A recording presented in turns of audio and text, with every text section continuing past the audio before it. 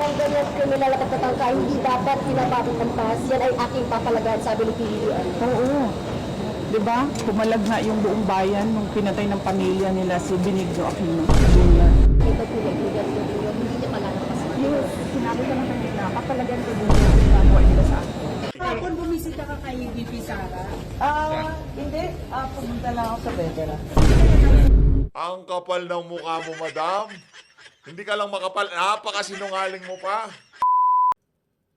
Talagang sukdulan na ho ang galit nitong si VP Sara dito kay Marcos Jr., kay Lisa Araneta Marcos at dito kay Martin Romualdez. At para naman dito kay Senator Amy Marcos, kung magsisinungaling ho kayo manang Amy, sana naman sa susunod yung walang ebidensya. Sasabihin nyo na hindi kayo nagkita o hindi nyo nakausap o nakita itong si VP Sara. Mamaya, lalatagan ko ho kayo ng ebidensya. Pero bago ang lahat ng yan, isang like at isang subscribe, masaya na ho tayo dyan. Sa mga gustong sumali sa ating community, yung join button nandyan lang ho sa baba. Wala pa hong 3 segundo, pindutin nyo na ho yung subscribe button. Sapat na ho sa atin yan.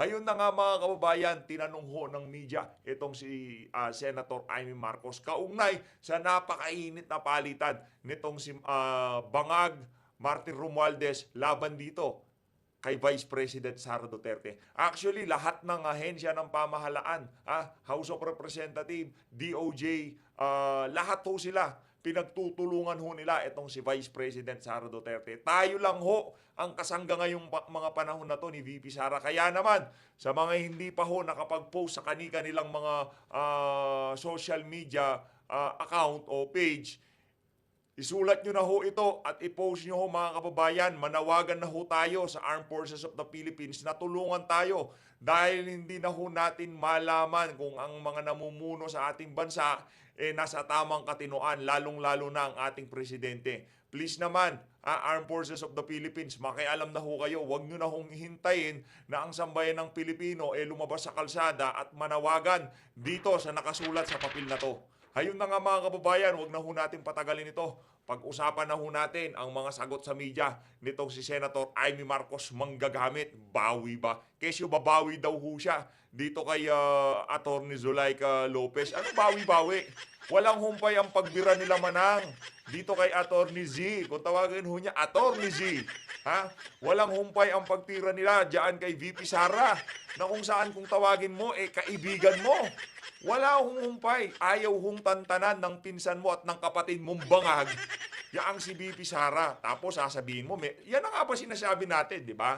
Noon nung tinalakay na atin yung pagbisita ng ali na to, dito kay Attorney Zulaika Lopez, nagalit ho tayo. Hindi ho niya kailangan bisitahin. Hindi ho niya kailangan puntahan. Ang kailangan ho niya, magsalita sa media at kundinahin ang mga kabangagan ng kanyang mga kamag-anak. Ito na ho, ang ating Senator Amy manggagamit. Game, umpisa na ho natin ito mga kababayan.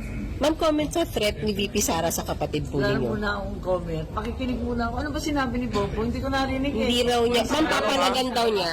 Papalagan daw po ni Pangulo. Hindi daw dapat pinapalagpas yung mga ganong banta. Okay. But were you surprised? Hindi nga eh. Papakinggan ko nga kaya ako. Ba't mo mapapakinggan?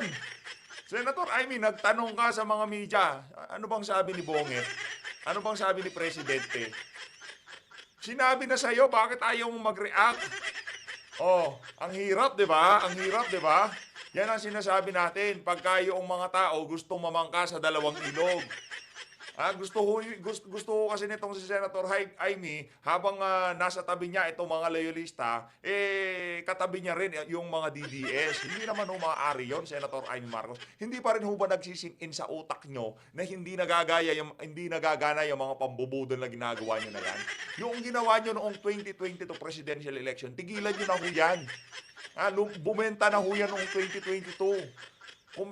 Kumbaga sa isda, bilasa na yan. Wala na hong bibili dyan. Tuloy. Pero willing kayo maging tulay? Willing kayo maging tulay din sa kanilang dalawa? Basahin ko muna. Hindi siya willing maging tulay. Kayo naman. Huwag yung pilitin ng ali. Ayaw niyang maging tulay. Babasahin niya muna. Wala siyang tiwala sa inyo. Kayo siya dyan sa mainstream media. Baka ginugood time nyo lang siya. Baka Gina-jamming nyo lang siya, ika nga ni Tatay Diggs. Troy. Kapon bumisita ka kay VP Sara. Hindi. Pumunta lang ako sa veteran. Sige na nagawa. Ang kapal ng mukha mo, madam. Hindi ka lang makapal. Napakasinungaling mo pa. Anak ng toka. Nagpunta lang daw sa veterans. O eto ho, pakita ko sa inyo itong mga kababayan. Unahin natin, Exhibit A. Your Honor, ano hong ibig sabihin yan? Bakit kasama niyo si Senator Bato de la Rosa na alam naman natin, nandyan siya sa veterans para bantayan, para samahan itong si VP Sara sa pagbabantay dito kay Attorney Zulaika Lopez. Ano ho ibig sabihin yan? Sa bagay, no, hindi pa naman sapat yung ebidensya na yan kasi hindi pa ho natin nakikita itong si Attorney Zulaika. Kesyo pumunta lang daw ho siya sa veterans. Narinig nyo ho, hindi galing sa atin. Galing yan kay kay Amy Marcos manggagamit, ha?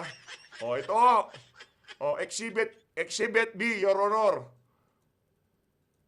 Makikita nyo ho sa larawan, itong si Senator Bato, Senator Bongo, at Vice President Sara Duterte, kasama ho itong si Attorney Zulaika Lopez. Ito ho ang matindi dito, mga kababayan. Exhibit C, Your Honor. Oh, ano ibig sabihin yan? Huwag ho kasi kayong magsinungaling, sabihin nyo na lang ho yung totoo. Ang posisyon ng daliri nitong si Amy Marcos nakaganito. Okay? At dito sa larawan na to, nandyan ho sa gawing kanan itong si VP Sara. Hindi niya daw ho kinausap si VP Sara at hindi niya daw ho pinasyalan itong si Attorney Zulaika Lopez. O ngayon, sa mga simpleng bagay, hindi ka namin kayang pagkatiwalaan. Ngayon, sa susunod na eleksyon, mga kababayan, nasa sa inyo na ho kung anong gagawin nyo dyan sa ali na yan. Pero tayo ho dito sa PH Update, all the way, hindi na ho tayo susuporta ni isang Marcos sa mga susunod na panahon. Wala hong gagawin ng mga yan kundi magnakaw, kundi isipin yung kanilang frozen asset para maibalik sa kanila yung kanilang mga frozen asset. Nakaw na yaman, hindi natin alam. Basta yung mga frozen asset na yon, gusto ho nilang maibalik sa kanilang pamilya. Kaya naman, mga kababayan, kung ano man ang takbuhan na posisyon sa pamahalaan ng mga Marcos na yan, hindi ho yan para sa interes ng sambayanan. Yan ang lagi nyong ipasok sa mga utak nyo. At kung hindi pa ho kayo nakagawa nito, please lang, kailangan ho nating magsama-sama ngayong mga panahon na to. Kung di pa ho kayo nakagawa nito, i-post nyo at gumawa na ho kayo. Napakabilis lang ho yan. Wala pang 5 minutes. Napakabilis lang ho yan. Ayun na nga, mga kababayan, tuloy ho natin. Pero are you concerned no? Kapatid po ni Presidente sa security? Ulitin natin nung tinanong siya, Agi. Kay VP Sara. Hindi. Pumunta lang ako sa veteran. Sige na nagawa. Hindi, pumunta lang ako sa veteran. Pero ano yan? Sinungaling! Pero are you concerned no? Kapatid po ni Presidente sa security? Kung umabot man to kay Senator Amy Marcos, walang humahawak na politiko sa atin. Baka akala mo pinapatrabaho ka sa PH Update at sa mga vlogger. Hindi pa ho eleksyon, hindi pa ho kayo nag-file ng kandidatura. Binabanatan na kayo ng mga vlogger. Kaya wag ho kayong magtaka, hindi porket malapit na eleksyon, merong nagpapatrabaho sa inyo. Hindi ho, nagsawa na kami sa mga parinig nyo, sa mga panggagamit nyo, sa mga walang kwentang litanya nyo. Ma'am, were you surprised sa mga sinabi ni VP Sara? Ano tayo mag-usap? Yes, sir. Ma'am, are you surprised kung sa mga sinabi nitong si VP Sara? Natural, hindi na masusurprise yan. Baka kasama nga sa plano yan eh. Anak ng toka, mga walang kwentang tanong. Hindi na masusurprise yan. Baka nga habang gustong ipakita sa atin itong si Amy Marcos na hindi, gusto ko peace tayo, gusto ko unity tayo. Pagkasarado ng Malacanang, nandun pala siya sa loob. Kasama siya sa mga gumuguhit kung paano pababagsakin itong si VP Sara, anak ng toka. Manang Amy, tigilan niyo yan Hindi na kami natutuwa talaga sa mga kabalbalan niyo. Ito, rekta ho tayo dito kay VP Sara. Siyempre, langan namang hindi ho natin panoorin ang pinaka-latest na interview itong ating napakaganda, napakahusay at napakatapang. Nakita nyo ho yung pagtitig niya dito kay Tamba habang nagtatalumpati ho siya. Ito, pakita ko ho sa inyo. Ito mga kababayan, Grabe, di ba? Talagang wala hong nakatabi dito kay VP Sara. At habang nagsasalita ng mga kasinungalingan, itong si Tambaluslos, tinititigan ho ng ating Vice President Sara Duterte, itong si Tambaluslos. Palakpakan ho muna natin itong si VP Sara sa pinapakita niyang katapangan. At talagang ayaw ho niyang bitawan yung pangako, yung pagtitiwala ng 32 milyon Pilipino na ibinigay sa kanya noong nagdaang eleksyon. Palakpakan ho natin ang ating pinakamamahal na VP. Mahal namin kayo, VP, no? Huwag ho kayong mag-alala. Nasa likod niyo ho kami. Nakantabay ho kami. Mahal na mahal ho kayo na sambayan ng Pilipino, mga OFW. Kami dito sa PH Update. I-comment nyo naman na we love VP dyan sa baba. We love VP Sara. Kasi parang pag naligaw dito yung mga aso ni Tamba, makita nila. Pag nabasa nila yung we love VP, magsialisan niya mga yun. Gang. And yan, kaya may batas na bawal pag-usapan ng confidential funds. Ulit na namin sinasabi sa House of Representatives. Ma'am, pero tama po ba yung testimony kanina na inisipin sa We will wait for Colonel Galasco. Next question, please. Ma'am? Last two. Alright, make it brief. Yan said po na kung kinig po kadali ng plano pagpatay sa isang presidente, paano pa kaya sa pagkaraniwan ng mga umayan? Kung ganyan kriminal at pagtatangka, hindi dapat pinapatid ng pas. Yan ay aking papalagaan, sabi ni PBBM. Oo. Diba? Pumalag na yung buong bayan nung pinatay ng pamilya nila si Benigno Aquino Jr. Boom! Akala ho siguro ninyo akala nyo yung mga litanya nitong si Bangag, punta ho kayo doon sa FB page niya, makikita nyo kung gaano kadami ang galit dito kay Marcos Jr. Akala nila, nabili nila mainstream media, kontrolado na nila kaisipan ng sambayan ng Pilipino. Yun ho kasi nasa utak nila, pagka nabili nila social media, mainstream media at yung mga ensaymada vloggers, makokontrol na ho nila naratibo. Doon nyo ho makikita kahit 1 bilyong pera pa ang ilabas, 100 bilyong piso pa ang ilabas ng administrasyon na to. Marami pa rin hong Pilipino na naghahanap ng tunay na pagbabago. Hindi lang sa henerasyon na to, pati sa susunod na henerasyon. At ang makakapag-deliver lang ho niyan, walang iba, kung hindi ang ating pinakamamahal na Vice Presidente, Sara Duterte. Tuloy. Next question. Next question. Mas na-verbalize nyo na po ba sa administration yung tungkol sa sarayan kasi ng buhay? Nabanggit nyo po kasi. Yes ma'am. Ay, hindi pa ma'am. Nag-complain ako noon, if you can remember, in the media, and then they dismissed it. Everything is well documented with documents and videos. And nagsabi ang NSC na national security concern ang threat sa president, pero apparently they really do not consider the threat to the vice president as any. Anak ng towa. Yung National Security Council, mga walang hiya kayo dyan. Nung meron threat dito kay VP Sara, wala man lamang kami narinig sa inyo. Isang litanya lang nitong si VP Sara na alarma, pati yung DOJ, pati buong House of Representatives. Lahat ng ahensya ng pamahalaan pinagtutulungan dito. Anything of a concern. So, what kind of country is this? Hindi ba kaparte ng gobyerno ang Vice President? Hindi ba ako binoto ng mga tao? Naku po. Hindi ba ako ang Vice President ng buong Pilipinas, ng lahat ng mga Pilipino?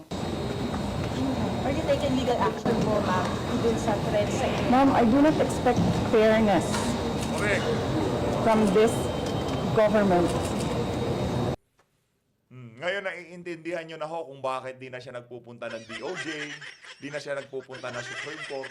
Alam mo niya na wala namang kakapuntahan, wala naman na mangyayari kung sakaling pumunta siya dyan sa mga ahensya na yan. Nakakatakot tong titig ni Sir. Ito. Itong kasama ni VP na to, nakakatakot to. Parang grabe oh.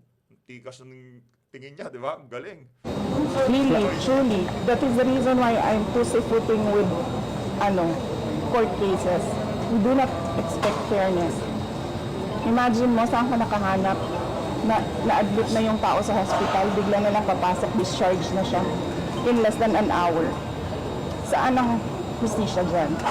Saan ang hustisya dito? Sa bayan. Last two questions, please. extend po yung detention order para kay Attorney Lopez. Ano po yung next steps niyo po for this? I questioned it doon kanina. Pinapahirapan pa nila ako. Ano sinabi nila? Dinetain nila yung tao dahil sa due process. Dahil, ano ba yung sinabi niya? Walang due process ang pagpapatanggal kay Gloria Mercado at iba pang officials ng Department of Education. Ano sinabi ko kanina? The position of a USEC and ASEC is a position of trust and confidence by the appointing authority.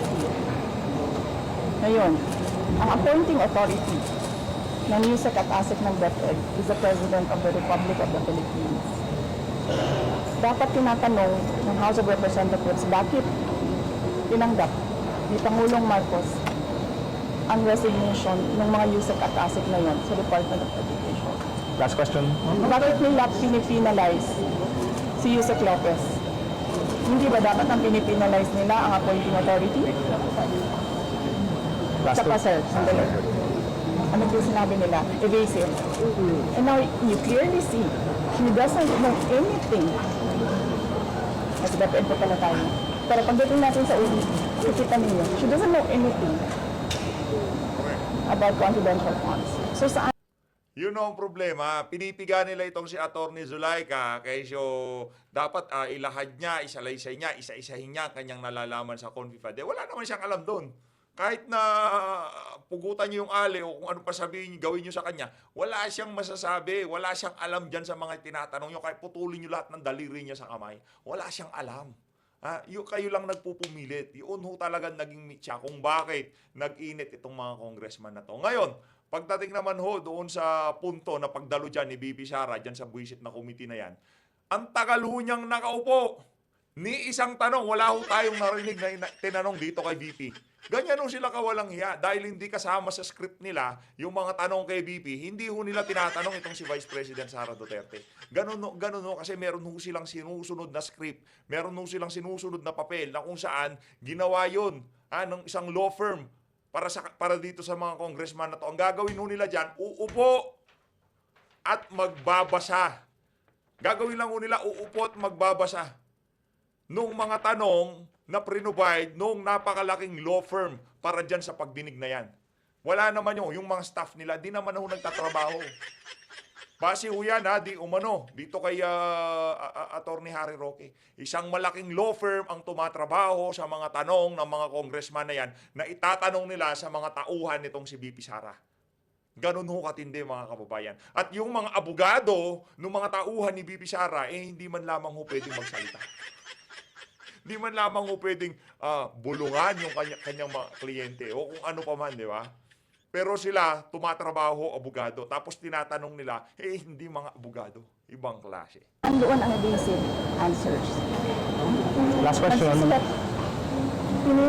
Penalize nila si Yusek Lopez for writing a letter to the Commission on Audit on the position of the Office of the Vice President regarding the release of documents regarding confidential funds.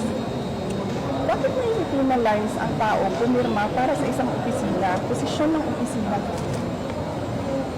Saan ang justisya dito? And ano sinabi nila kanina? Diba?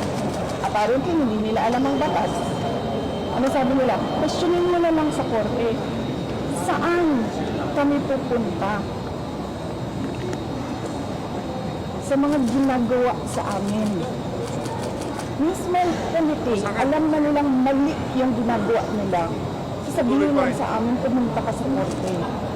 Yun ang irony doon. Yun, alam na ho nilang mali, pero dahil para mapahaba nila ang proseso at alam nila na babakapan sila ng korte, punta kayo sa korte. Kahit mali ginagawa namin, i-contest nyo yan sa korte. Huwag kayong magtanong dito. Kahit alam nila na yung mga decision nila mali, walang problema, punta kayo sa korte. Ganun ho kawalang iya, yung Committee on Good Government na yan. Committee on Bad Government na yan. Di pala good, bad pala. Bad sila lahat yan. Mga papangit, mga mukhang bakulaw, mga... Napakadali na sabihin nila, okay, we will set aside the detention order. Pero hindi. Mali na nga yung una mong detention. Mali pa yung sumunod mo na order. And then sasabihin mo sa tao na nakakulong, hindi makalabas. Kahit ako hindi ako makalabas basta-basta. Dalhin mo yan sa korte. Tama ba yun? Kayong mga taong bayan, tanongin ko kayo, tama ba na hindi alam ng ating House of Representatives kung ano ang mga batas? Last question tayo. For the sake of the personnel of the Office of the Vice President. Because I clearly, sinasabi ni Joel Chua na we will not recognize you without an oath. And then, I'm continuing to question the constitutionality of their rules. Pero I cannot help the personnel of the Office of the Vice President if I have no personality to speak in that meeting. So I had to take that oath. Pero,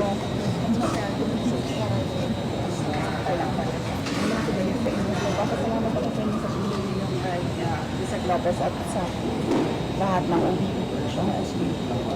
Would you go up to the Supreme Court to question? Kasi may jurisprudence naman on contempt powers of Congress. And yun lang ang sinasabi ko, sir, no, parang we don't trust anyone anymore in this country. We don't expect justice anymore in this country. This is Ano ho tayo, nasa silent martial law kung tawagin, no? Yung di sila nagdeklara, pero lahat ng ginagawa nila, masahol pa ho sa batas militar. Kasi pagka batas militar, at least alam natin, nasa ilalim tayo ng batas militar. Ngayon ho, wala nang ganon. Kung ano ang gustong gawin nila, magpakulong dyan sa komite, walang problema. Gagawa sila ng batas, gagawin nila yung rules nila. Habang tumatakbo ang pagdinig, wala ho silang pakialam. Doon sa kanilang mga tradisyon, yung kanilang kalakaran nung napakatagal na panahon. Kakalimutan ho nila lahat yon para lamang maisulong yung kanilang mga political interest. Tuloy. clear political harassment, this is clear political persecution. Pag-threat sa'yo, lalo wala. Pag-threat sa kanila, national security. Ano ka? Ano yan? Kaguhan? Pag-threat kay BP, okay lang. Okay lang magurgur siya, ganon. Para dyan sa National Security Council. Okay lang pagka nagurgur tong si BP. Pero kay Marcos Jr., national security concern. Anak ng tokwa. Lokohan, ganon. Do you think that will hold water as far as maybe pinning you down is concerned, or just an establishment? If they have cases or an impeachment case, whatever case, we will answer that in the proper venue. Kung meron man silang hanap na mali. Basta parang kung nakikita mo kanina na ubus na yung tanong nila, hindi pa sila makapag-content kay Edward. Kasi nagsasabi ng totoo yung tao. You said that you're expecting again Yes, we expect that. We expect contempt, detention. We expect a term isn't like is terrorizing. We expect them to terrorize the office of the Vice President. Ano yung message ng President Bongbong kasi he said na papalagay daw po niya hindi niya malalakas. Yung sinabi ko na kanina, papalagan ko din yung ginagawa nila sa akin. Naku. We don't know the content Yes, yet, but yes. Kaya ako kayo binibigyan ng interview para huwag yung makinig sila.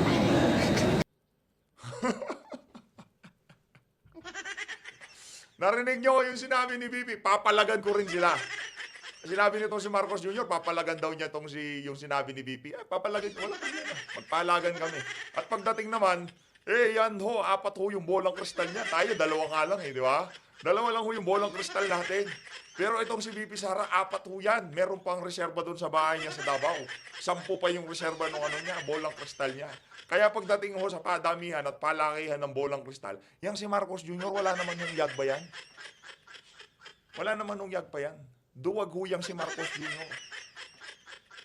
Di ba? Napakaduwag ho ng mama na yan. Tignan niyo. Kung di ba naman duwag, mantakin mo, isang uri ng kaduwagan mga kababayan na noong linapitan nyo yung alin na yan, ha, para gawin yung vice presidente, at nung napakinabangan nyo na, binasura nyo siya, isang uri-uri ng kaduwagan. Noong nakita nila na nagkaroon ng 32 million, marami pang boto sa presidente itong si VP Sara, doon na ho umikot ang mga tumbong nila.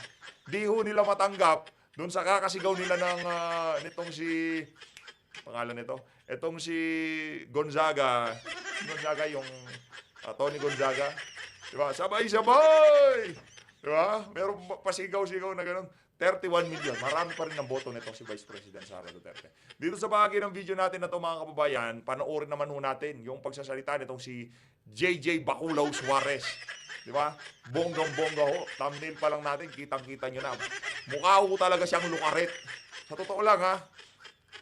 Alam nyo, ano lang mataas dito sa mama na to? Diyan kay, dito kay, Ito. Distinguished colleagues, Ba, hindi kita, I rise to...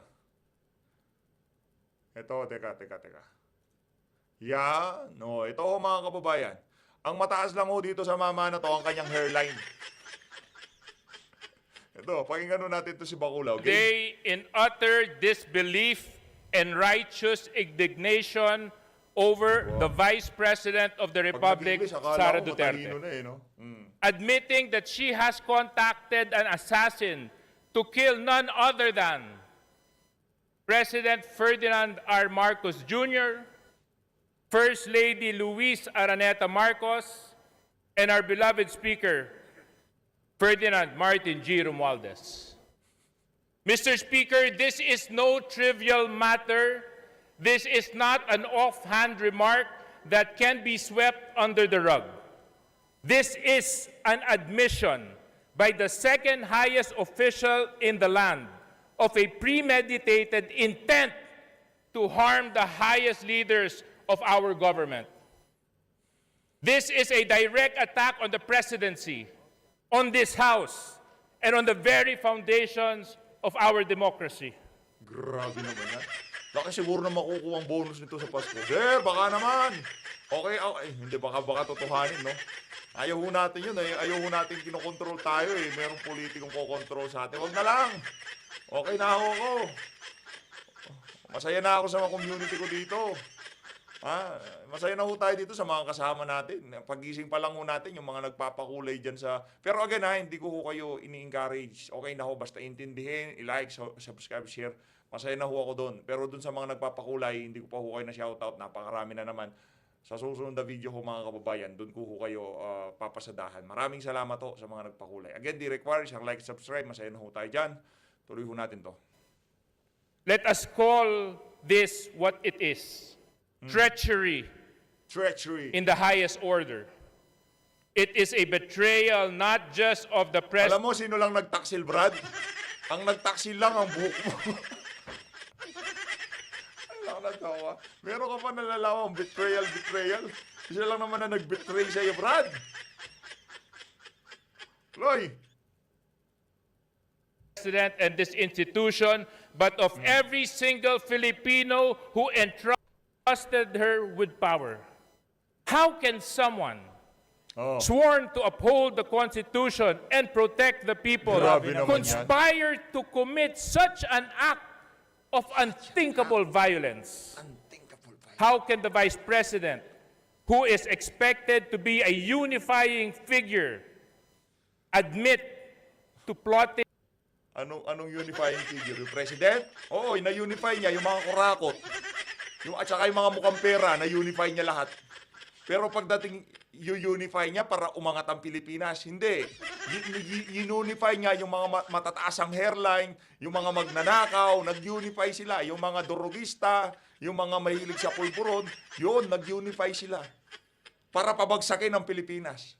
Yun ang unify niya. Na-unify nitong si Marcos Jr. Yun ang bagong Pilipinas.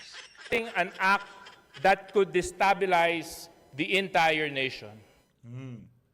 Mr. Speaker, let us not be deceived by any attempts to downplay or justify this admission. This is not about personal grievances or political rivalry. This is a threat to our national security. our democratic processes, and the rule of law. For the Vice President to even contemplate such actions is a gross abuse of power and betrayal of the office she holds. Mr. Speaker, we must act. Oh, And we must act now. wow. How can the Filipino people trust a leader admits to contract Impeach nyo na kasi para magkaalaman na. Para ihatid na namin si Sir Kap Dado dyan. Para maihatid na namin siya dyan sa House of Representatives. Kap Dado ha, sarado mo yung mga pinto. Baka lumabas yung mga buhaya. Oh, marami tayong kakatayong buhaya. Okay, Kap Dado. Doon kasi sa likod ng ng House of Representatives, baka merong farm doon ng buhaya. Kaming dalawa ni Kap Dado. Habang kinakata niya ako, binabalatan ko, tapos iihaw namin. Masarap yun. Inihaw na buhaya. Naku, uubusin ko lahat yun. an assassin? How can we continue? Lalo na yung mga buhayang paslang-slang pag nag-i-English. Naku, malinamnam yan. Ikaga ni Tatay Digong, pati atay at bato niya, kakainin niya yan. To allow someone of such dangerous tendencies to occupy one of the highest positions. Kap Dado, dali mo yung pinakamatalim mong pangkatay. Marami tayong kakatayin dyan sa dyan sa Congress, yung mga buhaya. Naku, matataba na sila. Oh, napataba sila nitong si Marcos Jr. Oh, sa sarap ng mga yan. Naku. In the land. This is not a question of leadership. It is a question of morality, of accountability, Wow. and the survival of our democracy. Wow. Survival of our democracy. Survival muna ng flood control, Brad. Ikaw, marami ka pang buhok, magpa-hair follicle test ka rin. Habang mayroon pang natitirang ilan dyan sa harap. Kasi baka pati yung mga yan, magtaksil na sa iyan. Wala na tayong makuha dyan. The House must take immediate action. We cannot simply express our outrage and move on. We must call for a full investigation into the Vice President's admissions, not just for the sake of justice, but to protect the integrity of our institutions and to ensure the safety of our leaders. Mr. Speaker, the behavior cannot just be tolerated. Oh, anong gagawin This mo? is not about politics. This is about the survival of our democracy and the safety of our Sorry, people. sorry, We demand answers. Sorry. We demand accountability. And we demand that the Vice President face the full force of the law for her actions. Let this House stand united in defense of our democracy, our leaders, our people. We cannot and will not allow anyone, even the Vice President, threaten the very foundation of this republic. Maraming salamat. Lul, loko-loko. Manahimik ka dyan. Magpapilo ka muna, Brad, bago kami maniwala sa'yo, okay? Ito, gusto mo sa'yo na to. Oh, yan sinasabi ko. Kahit okay lang. Okay lang na marami kang pera, basta marami akong buhok. Magalit si Suarez natin, pahanap tayo. Pakay ko sa'yo. Basta ako, diyo talaga tayo. Mahirap na kontrolado ka ng isang politiko o kung sino man, no? Mahirap po. Yan ang sinasabi ko sa inyo. Para dun sa mga kasama nating vlogger, kasama nating nagsasalita, wag ho kayong mahirap kasi pagka tumanggap na. Lalo na pagka natrap sa mga politiko, kagaya nitong nasa administrasyon. Kaya yung ibang mga vlogger noong nagdaang eleksyon, kilala nyo naman siguro kung sino yung mga yan. Noong pagkapanalo nitong ng administrasyon, nanahimik ho sila eh. Tapos maya-maya, nung wala na silang views dahil alam ng mga tao sinusuportahan nila bangag, wala na ho silang views. Bigla ho ngayon, ang pinagtataka natin, bakit maingay na naman ho sila. Sinasabi nila noon, non-partisan na sila, puro pagsuporta na lang sa gobyerno kasi hindi na ho sila makabira. Kasi tumanggap na yung mga yan. Hindi na ho nila pwedeng birahin kasi pwede ho silang balikan nung mga nagbigay sa kanila noong pang panahon ng kampanya. Yun ang matindi doon. Kaya tayo dito mga kababayan, medyo meron tayong dating pagka bumalagbag kasi hindi pa ho tayo tumanggap sa mga politiko na yan. Hindi tayo tumanggap ng pera sa mga politiko na yan. At hindi ho tayo tatanggap ng pera sa mga politiko na yan. Mahirap ho, mahirap. So, Luis, maraming salamat ho. Pero kung galing kay Tatay Digong, yung relo yung relo yung gusto ko. Hindi, joke lang. No, kasi merong memorabilia na relo noong pagka yun daw mga dumadalo sa Malacanang noong mga panahon. Yung mga souvenir ba? Yung taga 500 pesos. Yung merong nakalagay doon na Malacanang kaso nung panahon ni Tatay Digong pinamimigay. So Luis, maraming salamat ho sa pag-support sa PH Update. Mag-ingat ho kayong lahat. Mahal natin ng Pilipinas. Maisog, maisog, maisog.